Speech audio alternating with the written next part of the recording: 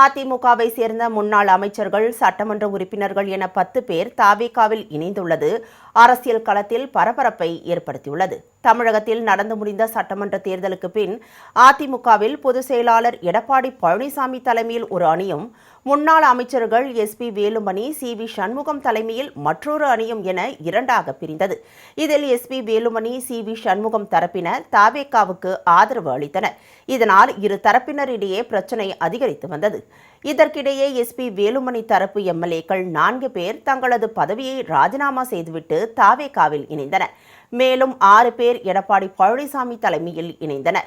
நிலைமை மோசமானதை தொடர்ந்து இரு தரப்புக்கும் ஒன்றாக இணைந்தது. இந்த நிலையில் அதிமுக முன்னாள் அமைச்சர்கள் சிலர் இன்று தமிழக வெற்றிக் கழகத்தில் இணைந்துள்ளனர்.